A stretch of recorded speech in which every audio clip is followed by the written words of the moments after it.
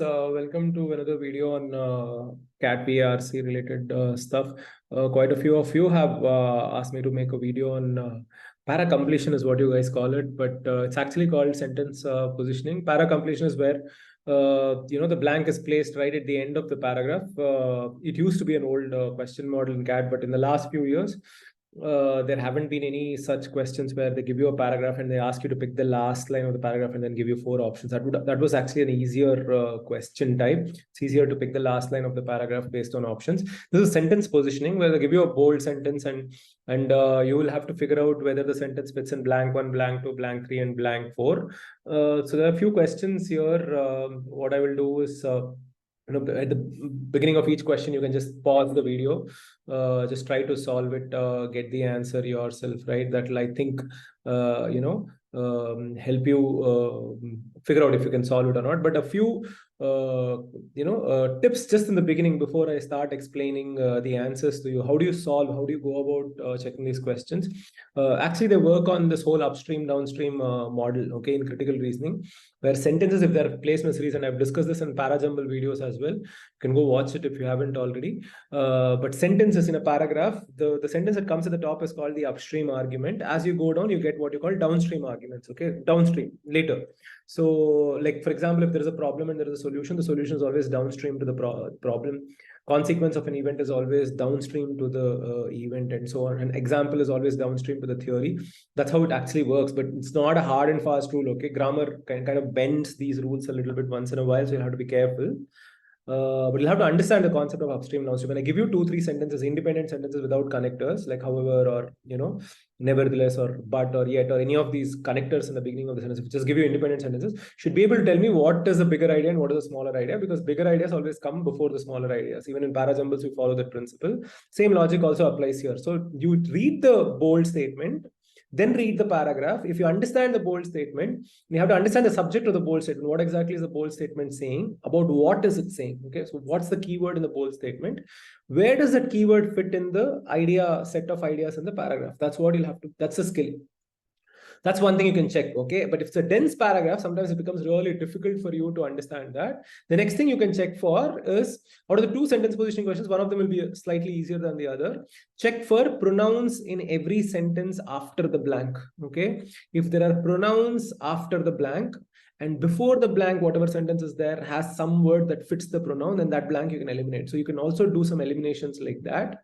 Similarly, if there is a pronoun after the blank and the bold statement has the word that fits the pronoun and the sentence before the blank actually does not fit, that straight away gives you the answer, right? So if you have a pronoun after the blank and before the blank there is no word that kind of fits that pronoun, but the bold statement has a word, you don't have to worry too much. You straight away get your answer. So these 2 things you should always check. Because it's an easy question. It's like a 30-second question in that case. Always check for pronouns in bold statement. If the bold statement has pronoun, nothing like it, okay? So just look for the sentence before each blank which fits the pronoun, right? So these 3-4 things you should check: upstream, downstream arguments, and the keywords, okay? Now, for example, if you look at this particular statement, in a democracy, it is the sovereign people who rule through their elected representatives. So it's talking about what exactly happens in a democracy and who rules. This is the first thing you'll have to remember, okay? Now come to the paragraph. All effective institutions need to have a high degree of autonomy. See, the fact that this fellow is saying all effective institutions, right, means that this is a much bigger idea than just the idea called democracy. That's something you should have to spot, okay? All effective institutions, one subsection of that is democracy. Let's say you didn't understand that, catch that part. Next, but it is also possible to have too much of a good thing. Even though they have a high degree of autonomy, it could be a bad thing. For example, an army, for example, fails to give critical information to its political masters because it thinks they will misuse it and goes on to set war aims independently, then it is improperly usurping means to take what is not yours, a political prerogative. Prerogative is a choice, isn't it? So this is an example of how autonomy is not always a good thing. Similarly, economists understand this problem in principal agent terms. So we already know, so this is your pronoun I'm talking about. This problem is which problem? And he's talking about the problem here, right? This is the problem for you. which means this blank is definitely not the answer, right? Because this is a continuation of this. This is the problem. And you can just do it by tone, but it is also possible to have too much of a good thing. So you'll have to understand this idiomatic expression. Too much of a good thing basically means not good. Okay, English works funnily like that sometimes. Too much of a good thing is not a good thing. So this negative you'll have to catch. If this is negative, then you'll understand that this is negative, and therefore this problem will straight away makes sense to you. Okay, so the 2 is eliminated. Economists understand this problem in principal agent terms. Next blank, bureaucracies are supposed to be agents that do not have their own goals. Those goals are set by the principal for whom they work. So this is explaining what this principal agent term is, right? It's explaining this for us, principal agent terms, which means this blank is most probably not the answer. Okay, bureaucracy, because you can't, between the introduction of principal agent terms and the explanation of agents, you can't have this particular sentence. In a monarchical state, that principal is the king or ruling dynasty. So this actually becomes a small, very simple vocab question. If you understand monarchy and you understand effective institutions, monarchy, democracy, okay, all different forms, right? These 2 are examples. That's what I meant earlier when I said upstream and downstream. All institutions, much bigger idea. Theory, examples are downstream. Monarchical state is downstream. Democracy, downstream. Different forms of government. In a monarchical state, that principle is the king or ruling dynasty. Principle has been introduced here. That's why that principle, right, straight away connects this. Even if I put a blank here, you should be able to eliminate it, right? That's why I didn't put a blank, make it too easy to eliminate that blank. Anyway, so this is the pronoun you're looking for. That principle, the principle, like that. Because pronouns have to follow the nouns immediately. Very rarely is that rule broken in English. The pronoun generally must have the noun in the preceding sentence. In English, every rule gets broken, right? So there's no rule that you should get tattooed on your forearm per se, because all English rules are broken. But yeah, by and large, they generally, pronouns have to come immediately after the noun sentence. Blank 4, in a well-functioning political system. So in a monarchical state, in a democracy, it is a sovereign people who rule their elected representatives. Example 1, example 2. In a well-functioning political system, the agent should have enough autonomy to do its job well, but should also remain ultimately accountable to the principal. This is your conclusion. In a well-functioning political system, in a monarchical state, that principle is the king. In a democracy, it's the people who are the king. But in a well-functioning political system overall, the agent should have enough autonomy. Whatever that agent is, which is the agent, bureaucracies are supposed to be agents. So it doesn't matter whether it's a monarchical state or a democracy. They should have enough autonomy to do the job well, but should also remain ultimately accountable to the principal. So the answer to this particular question will be option 4. Okay. Let's move on to the next question.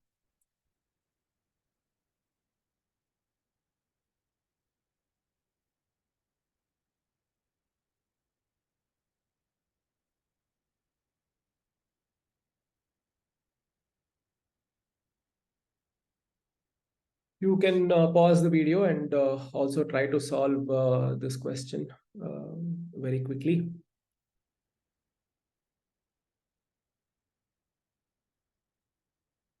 Okay, question number 2.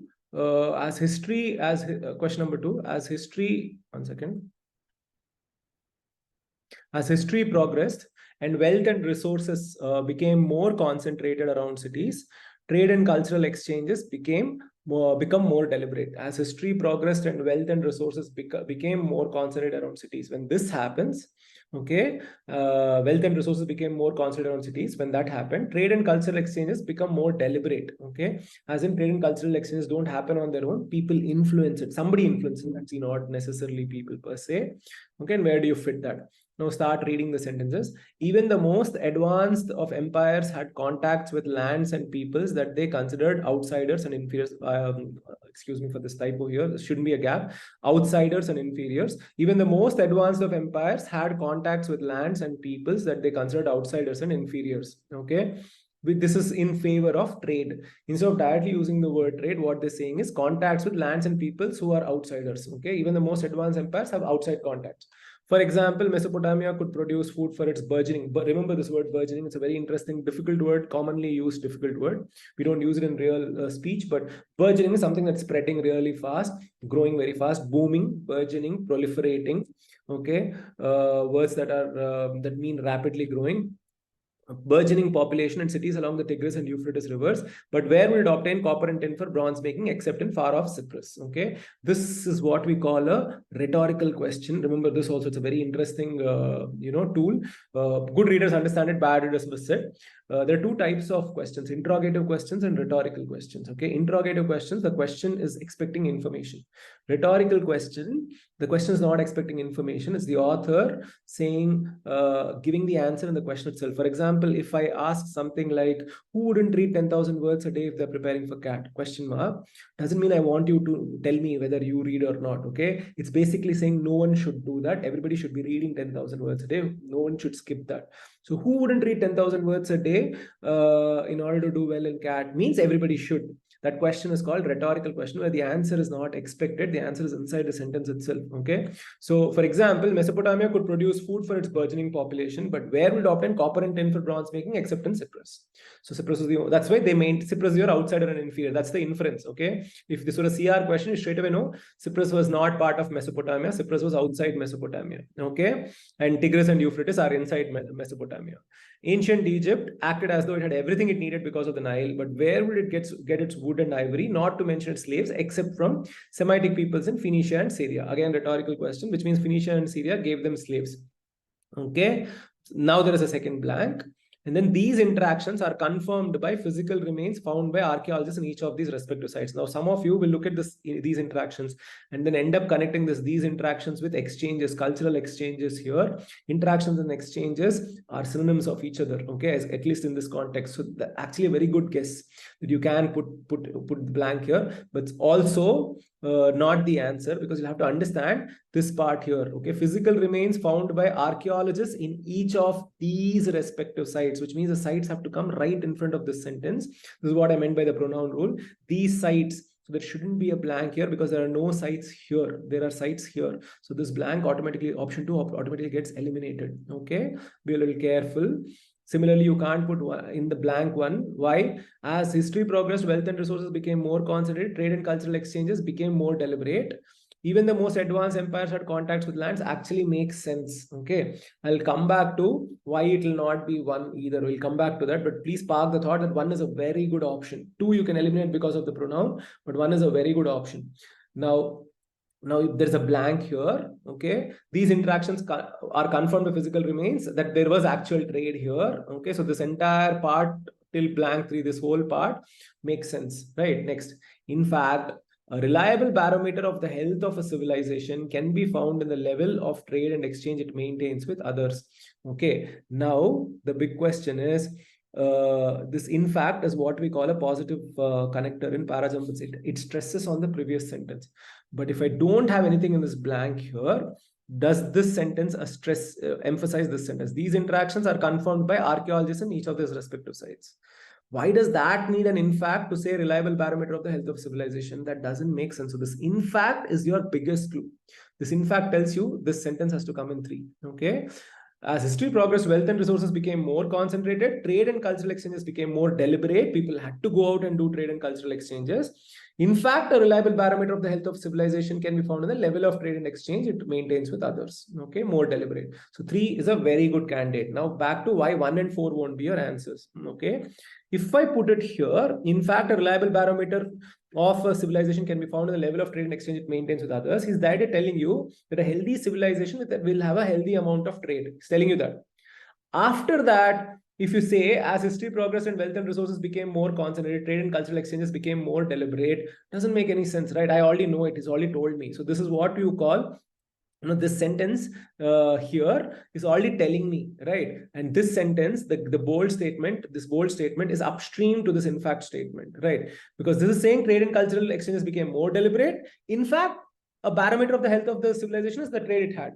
If it's already telling me that healthy civilizations had awesome trade, then there's no point in telling me trade and cultural exchanges become more deliberate, isn't it? That is reason number 1 why it won't be 4. The second reason, trade and cultural exchanges became more deliberate. Deliberate how? Okay, if you put it in the end, that will be the ending of the paragraph. The ending of the paragraph cannot be an open-ended statement ever. It should not leave anything to imagination. It shouldn't be like a BuzzFeed article. Okay, hey, guess what? What is one? It shouldn't be clickbait. So trade and cultural exchanges became more deliberate. In fact, a reliable barometer is the level of trade and exchange a civilization maintains. Okay, therefore not four. Now come to the big question as to why it is not one. So anybody who's got one and not three as the answer, you've not done a bad job, to be honest. Okay, it's actually a very good beginning sentence. But that's also your lesson. Students do this a lot in para-jumbles also. The moment they see an independent sentence, they're like, okay, this is the introduction sentence of the paragraph, and you get it wrong a lot of times. Good introduction sentences can also be good conclusion sentences, remember. Anyway, why is it not one? If you notice the essence of this sentence, wealth and resources became concentrated, trade and cultural exchanges became more deliberate. Okay, but if this, for example, would have come immediately after this blank, this sentence would have totally made sense in blank one.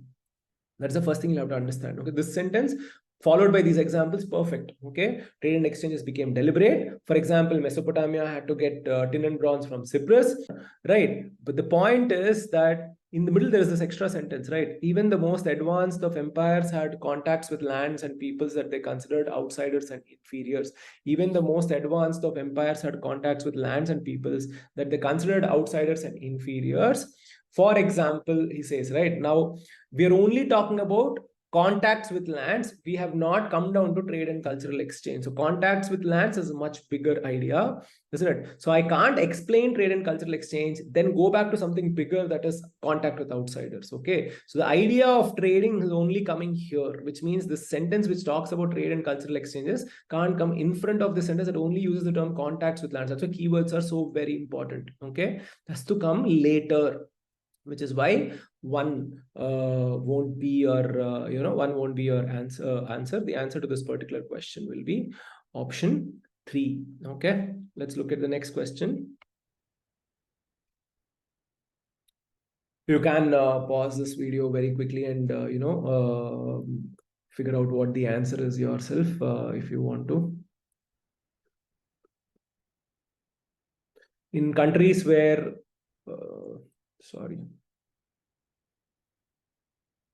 in countries where democracy emerged prior to the consolidation of a strong state, the results were less positive from the standpoint of government quality. Now, the question you should be asking is, first, number one, if you understand grammar, and this is why I'm a big fan of grammar, were less positive. Less is comparison, which means something is more positive. Okay, so in countries where democracy emerged prior to the consolidation of a strong state, the results were less positive from the standpoint of government quality. Okay, can't be the first sentence of this particular paragraph, because less positive than what has not been answered. So even though the sentence is grammatically independent, it doesn't need something in front of it per se, doesn't have pronouns, doesn't have connectors, it's contextually dependent. I need to explain what is less positive than what. Okay, so in countries where democracy emerged prior to the consolidation of a strong state, the results were less positive from the standpoint of government quality. Can't be the first sentence of this paragraph. One is ruled out. Okay, there is no question that today the German bureaucracy is under full control of the German political system, and that it is ultimately accountable to democratically elected parties represented in the Bundestag. Okay, there's no question that German bureaucracy is under full control of the German political system. See, also remember, this is a comma, and if you remember the sentence structures exercise or video, this is called your compound sentence. You can neatly break this here into two different sentences. Okay, so there is no question that German bureaucracy is under full control of German political system. It is ultimately accountable to democratically elected parties represented in the Bundestag is just elaboration of the first sentence, like I mentioned earlier in one of those sentence structure videos and critical reading videos as well. This is the elaboration sentence. This is the idea sentence. So you don't read both. When you're doing VA questions, you have to learn to constantly summarize and cut off all the unnecessary information, because you have to compress the information. Only then you can solve VA well, whether it's para summary, para jumble, or sentence positioning. So there's no question German bureaucracy was listening to German political system, was answerable to German political system. Idea number one. Next. But this control exists largely. This is why I didn't put a blank here, because this but straight away tells me that this is the following sentence, right? No point putting the blank. It's very easy to eliminate. But this control exists largely through the political minister placed by each administration at the top of the bureaucratic hierarchy. How does this control work? Okay, then there is a blank. What has never happened in German history? You can straight away eliminate 2 because of this. This part is talking about Germany. This part is talking about Germany. This sentence is about countries where democracy emerged prior to the consolidation of a strong state, which means about other countries and not Germany. So I can't put it in blank too, because on left side and right side, both sides, we are talking about Germany. So very easy to eliminate here. So 1 and 2 are both gone. 1 because less positive, needs comparison. 2 because both sides is Germany. What has never happened in German history is the wholesale distribution of government offices to party workers as a matter of political patronage. Now, patronage is if you remember, supporting. Patron is someone who supports. Patron of art, someone who gives donations for art or charity or whatever. Patronage. But remember the word patronize, which is the verb form of patron, is a negative word. Patronizing is condescending attitude. Okay, so this is the beauty of vocabulary, and again, why vocabulary is very important, and people should not tell you that vocab is not important, just guess the meanings of the words. Absolutely not. When the part of speech of a particular word changes, when the word form changes, bureaucracy, bureaucratic, when the part of speech changes, the meaning of the word always changes. Okay, so be very careful. Patron, positive word. Patronize, negative word. Okay, like that. This happens a lot in English. When the part of speech of a word, you add an extra suffix or something, just change the part of speech. Fundamental, for example, fundamentalist, fundamentalism. Fundamentalist has a negative connotation. Fundamental has a positive connotation. Just change the part of speech. Fundamental is adjective. Fundamentalist is noun. Just change the part of speech of the word, of the same word, the form, part of speech form, meaning changes immediately. Okay, that happens everywhere in English. It's not 1 or 2 exceptions, which is why be extremely careful, which is why vocabulary is very important, which is why some people read so fast because of the vocabulary. Okay, they just anticipate stuff faster, they get the tone faster. Okay, it's a superpower to have vocabulary. So learn as many words as you can. Anyways, so party workers as a matter of political patronage, as occurred in the US, Italy, and Greece. In German history, the autonomy of the bureaucracy was often a force for enormous conservatism, if not outright militarism and foreign aggression. So conservatism has been used in a negative way because militarism and foreign aggression are both negative. So the autonomy of the bureaucracy was often a force for enormous conservatism. It was very conservative and traditional, and it was actually having a lot of power. Okay, in which way we don't know. Okay, then there is a blank.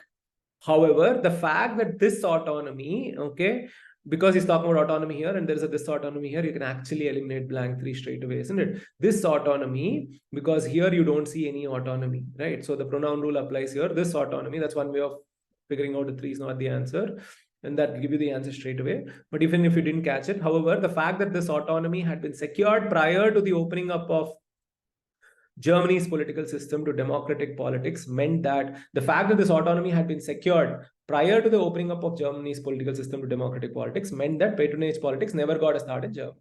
So what he's saying is patronage politics didn't happen in Germany. Why? Because German bureaucracy is anyways under full control of the German political system. But this control exists through a political minister. What happened in Germany is wholesale distribution of government office to party workers or whatever, nepotism kind of stuff did not happen in Germany. Okay, so the bureaucracy continued to be autonomous, because of which it was powerful. Okay, this autonomy was secured first, then the political system was opened up. So even when the democracy spread, the bureaucracy continued to remain powerful, because of which patronage politics did not happen in Germany. In countries where democracy emerged prior to the consolidation of a strong state, see, this consolidation is a synonym of the word secured. That's again why vocabulary is important. I won't get tired of repeating this again and again, why vocabulary is important. Consolidation and secured, if you connect directly, you straight away know 4 is the answer. Okay, in this autonomy had been secured prior to the opening of Germany's political system, therefore patronage politics never got a start. But in democracies where consolidation happened prior, their patronage politics was happening. Patronage politics is negative, results were less positive, therefore the less positive here. Therefore the answer to this particular question will be option 4. Okay, so I hope you learned a few things from this particular video. I will make a few more VA, be consistent, obviously, because we don't have much time for you guys to learn this stuff. But I hope you are reading 10,000 words a day and all the other stuff I've been asking you to learn. Until next time, peace out.